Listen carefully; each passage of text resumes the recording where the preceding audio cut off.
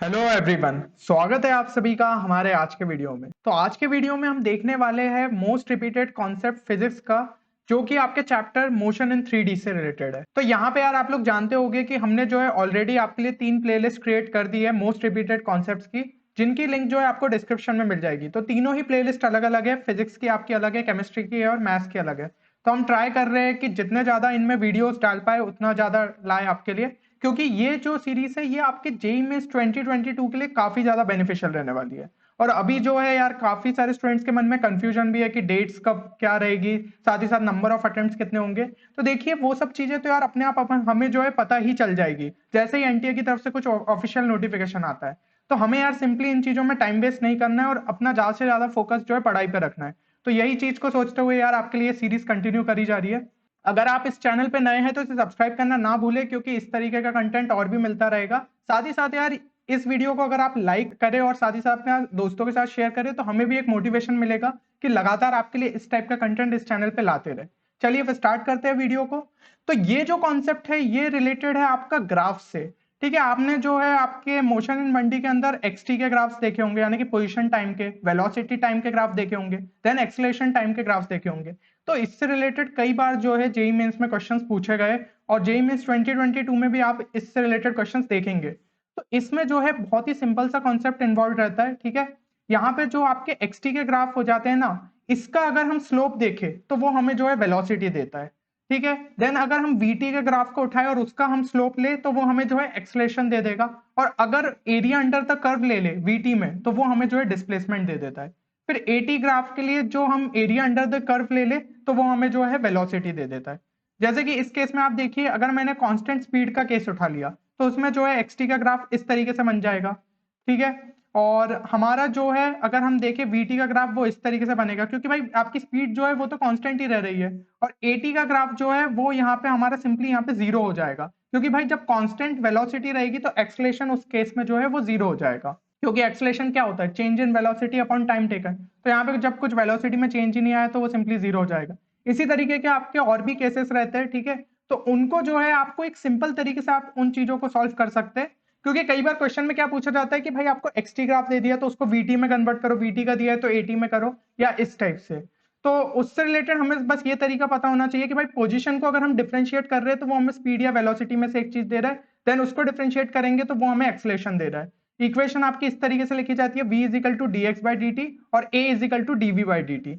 Then अगर हमने acceleration को इंटीग्रेट कर दिया तो वो हमें क्या दे देगा, वो हमें स्पीड या फिर वेलोसिटी दे देगा। देन उसको हमने इंटीग्रेट किया तो हमें पोजीशन दे देगा, जिसकी equation integration of D X is equal to integration of V D T लिखी जाती है और integration D V is equal to integration of A D T लिखा जाता है। देन एक और बहुत ही इंपॉर्टेंट इक्वेशन आपके यूजफुल रहती है, वो रहती है a is equal to V D V by D X. तो इन जैसा कोई आपको केस दे दिया कि वी एक्स का ग्राफ बनाए और उसको हमें जो है दूसरे इसमें कन्वर्ट करना है, तो हमें v और x के बीच का रिलेशन पता होना चाहिए। तो यहाँ पे a is equal to V D V by D X बहुत ही इक्वेशन काम की हो जाती है। तो इतना जो अगर आपने कॉन्सेप्ट को अच्छे से समझ लिया तो इससे रिलेटेड अब हम क्वेश्चंस को सॉल्व करते हैं। आपको एक आइडिया लग जाएगा किस टाइप के आपसे क्वेश्चंस जो है जेईई मेंस में पूछे जाते हैं। तो सबसे पहला क्वेश्चन हम देखते हैं। ये क्वेश्चन जो पूछा गया था ये आया था आपका 16 मार्च शिफ्ट 1 के अंदर।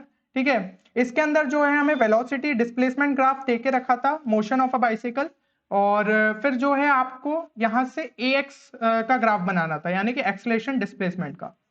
तो इस तरीके से जो है आपको देके रखे। अब इस क्वेश्चन में अगर हम देखें तो vx जो है, मैंने आपको इक्वेशन पहले ही बता दी थी, a is equal to V D V by D X.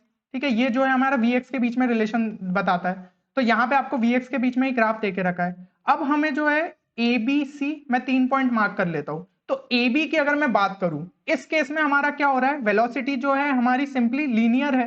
तो इसके अगर मैं स्लोप की बात करूं तो इसका स्लोप जो है कांस्टेंट रहेगा। तो dv बाई डी एक्स हमें जो है कांस्टेंट स्लोप दे रहा है। और स्लोप की अगर हम बात करें तो ये जो है पॉजिटिव वैल्यू है, यानी कि k जो है हमारा ग्रेटर देन जीरो रहेगा।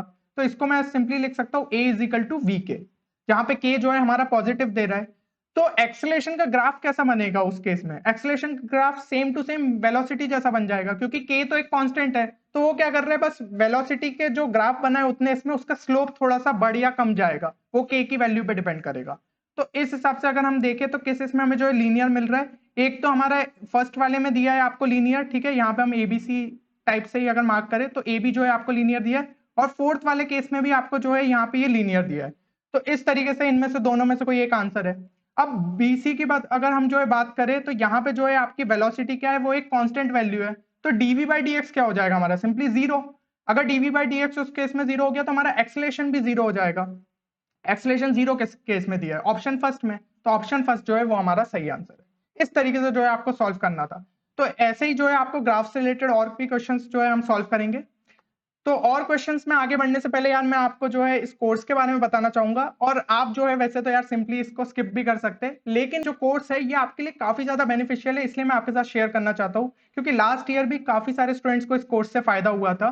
तो अगर आप जो है मैथ्स में काफी ज्यादा डिफिकल्टी फेस कर रहे हो और आपको नहीं समझ में आ रहा कि लास्ट टाइम पे आपको कहाँ से तैयारी करनी चाहिए, तो ये कोर्स आपके लिए हाईली रिकमेंडेड है, क्योंकि इसके अंदर जो है आपको थ्योरी की कंप्लीट रिवीजन हुआ है। ठीक है, जैसे हमने जो है आपको देख ही रहे होंगे कि कॉन्सेप्ट्स के लिए कितने रिसर्च करके जो है आपको बताया जाता है कि कौन से रिपीटेड कॉन्सेप्ट्स है। तो इस तरीके की सारी चीजें जो है आपके हर चैप्टर्स में हुई है। ठीक है, पूरा आपका रिवीजन हुआ है थ्योरी का, ताकि आपका कोई भी कॉन्सेप्ट यहाँ पे मिस नहीं हो। साथ ही साथ जो है आपको एडिशनल यहाँ पे शॉर्ट ट्रिक सिखाई गई है, क्योंकि क्या देखा गया है कि मैथ्स के लगातार जो है पेपर्स में क्वेश्चंस काफी सारे लेंदी आ रहे हैं, तो स्टूडेंट्स उसमें डिफिकल्टी फेस करते हैं, तो यहाँ पे आपको नॉर्मल मेथड की जगह थोड़े बहुत स्मार्ट ट्रिक्स भी सिखाई गई है। तो ये जो है आपकी स्पीड एंड एक्यूरेसी को बिल्ड करता है। साथ ही साथ आपको डीपीपीस दी जा रही है क्वेश्चन प्रैक्टिस के लिए, जो कि आपको जो है हेल्प करेगा कि आप रेलिवेंट क्वेश्चंस को सॉल्व कर पाए जेईई मेंस के लिए। तो अगर आप जो है इस कोर्स में एनरोल करना चाहते हो तो आप सिंपली हमारी वेबसाइट 10qchallenge.com पे विजिट करिए और वहां पे जो है इस कोर्स में आप एनरोल कर सकते हैं। तो चलिए फिर बढ़ते हैं हम नेक्स्ट क्वेश्चन पे। तो नेक्स्ट क्वेश्चन जो है हमारा ये रहा। ठीक है, यहाँ पे जो है आपको देखे रखा था position velocity and acceleration of a particle moving with a constant acceleration can be represented by, और ये पूछा गया था आपका 18th मार्च शिफ्ट 1 के अंदर। तो यहाँ पे आपको जो है ग्राफ देके रखे। अब देखिए यहाँ पे कांस्टेंट एक्सेलरेशन की बात करिए, यानी कि ए जो है दैट इज इक्वल टू के। ठीक है, ए जो है आपका इक्वल टू के देके रखा है। और यहाँ पे अगर मैं वेलोसिटी की बात करूं तो आपका जो है ए क्या होता है, A is equal to D V by D T होता है ना। तो यहाँ पे अगर मैं उसको के रख दूं तो वी क्या हो जाएगा हमारा, इक्वल टू के टी। ठीक है, वी क्या आ गया हमारा, इक्वल टू के टी। तो यानी कि वेलोसिटी टाइम का जो ग्राफ बनेगा वो सिंपली क्या हो जाएगा, लीनियर हो जाएगा। और एक्सलेशन तो कांस्टेंट है, तो उसका तो जो है चारों के आपके ग्राफ सेम ही देके रखे हैं। तो उसका ग्राफ तो हमें समझ में ही आ रहा है कि इस तरीके से होगा। अब भाई चारों में जो है आप ये एक चीज देख रहे हैं कि एक्सलेशन हमारा पॉजिटिव देके रखा है। एक्सलेशन अगर हमारा पॉजिटिव देके रखा है यानी कि के जो कांस्टेंट है वो भी पॉजिटिव रहेगा, तो यहाँ पे वी का जो भाई स्लोप रहेगा, वीटी का ग्राफ का जो स्लोप रहेगा वो भी पॉजिटिव रहेगा। ये चीज हमें समझ में आ रही है। ठीक है, तो ऑप्शन 4 जो है उस केस में पॉसिबल नहीं हो सकता, क्योंकि यहाँ पे नेगेटिव स्लोप दिया है। तो ऑप्शन 3 पॉसिबल हो सकता है या फिर ऑप्शन 2, ये वाला लीनियर नहीं देके रखा, तो ऑप्शन 1 भी हमारा कैंसिल हो गया। अब जो है सेकंड थर्ड में से हमें आंसर बताना है। तो xt का ग्राफ कैसा बनेगा भाई, आपको v इज इक्वल टू के टी पता चल गया, dv की जगह क्या लिख दीजिए, dx बाई dt। तो dx by dt is equal to आपका kt हो जाएगा। तो x क्या हो गया, और यहाँ पे सॉरी kt प्लस एक कांस्टेंट भी आएगा। ठीक है, जब हम जो है इसको इंटीग्रेट करेंगे तो वो कांस्टेंट की वैल्यू भी हमें यहाँ से वो हो जाएगी kt स्क्वायर प्लस ct। ठीक है, तो मतलब आपको समझ में आ गया कि ये कर्व हमारा क्वाड्रेटिक बनेगा। तो यहाँ पे आपका जो है आंसर क्या हो जाएगा, आपका आंसर हो जाएगा ऑप्शन 2। ठीक है, ऑप्शन 3 में भी क्योंकि एक्सटी का ग्राफ लीनियर दिया जो कि पॉसिबल नहीं है, तो ऑप्शन 2 जो है वो आपका सही आंसर होगा। तो आप देख रहे हैं यार, जो हमने सिंपली कॉन्सेप्ट को समझा था उसी को हमें सिंपली अप्लाई करना है और आपसे जो है इस टाइप के क्वेश्चंस बन जाएंगे। चलिए हम जो है अगला क्वेश्चन देखते हैं। तो अगला क्वेश्चन जो है वो ये रहा। इसके अंदर जो है पूछा गया था, if the velocity time graph has the shape A M B, what would be the shape of the corresponding acceleration time graph. ठीक है, आपको वीटी का ग्राफ देके रखा है ए एम बी यहाँ पे। तो अगर मैं am की बात करूं तो यहाँ पे जो आपका वेलोसिटी है वो लीनियर वेलोसिटी है। ठीक है, और साथ ही साथ जो है इसका स्लोप क्या है, इसका स्लोप अगर हम देखें तो इसका स्लोप जो है हमें नेगेटिव मिल रहा है। अब इसका स्लोप अगर नेगेटिव है तो मैं उसको क्या लिख सकता हूँ, v is equal to minus K T. ठीक है, और प्लस समथिंग होगा है ना, ये जो है आपका लीनियर, तो इसको प्लस सी भी लिख दीजिए यहाँ पे। तो माइनस के टी प्लस सी, ये जो है हमारी इक्वेशन हो गई। अब मुझे एक्सेलरेशन टाइम का बताना है, तो एक्सेलरेशन हमारा क्या हो जाता है, dv अपॉन dt। ठीक है, तो dv बाई dt हमारा क्या हो जाएगा, that will be equal to minus K. तो k जो है यहाँ पे ग्रेटर देन 0 ही था। ठीक है, तो ये dv बाई dt हमें क्या मिल गया, माइनस के। तो कौन से ऑप्शन में जो है हमारा माइनस के देके रखा है यहाँ पे। ठीक है, यहाँ पे जो है आपका एक्सेलरेशन एक नेगेटिव देके रखा है और वो कांस्टेंट है, तो कांस्टेंट एक्सेलरेशन वाला केस हो गया हमारा ऑप्शन 1। और ऑप्शन 2 में भी देखा रखा है, बट यहाँ पे जो है आपको पहले यहाँ पे नेगेटिव दिया है फिर यहाँ पे ही पॉजिटिव दिया है एम के अंदर, वो जो है वो पॉसिबिलिटी हो ही नहीं सकती, यहाँ पे पूरे टाइम जो है वो नेगेटिव रहेगा। तो ऑप्शन फर्स्ट ही जो है हमारा सही आंसर है, बाकी कोई ऑप्शन मैच ही नहीं कर रहा। सिमिलर जो है bm का भी हम इसी तरीके से लिख सकते हैं, तो यहाँ पे जो है स्लोप पॉजिटिव है इसलिए हमारा एक्सेलरेशन हमें पॉजिटिव मिलेगा।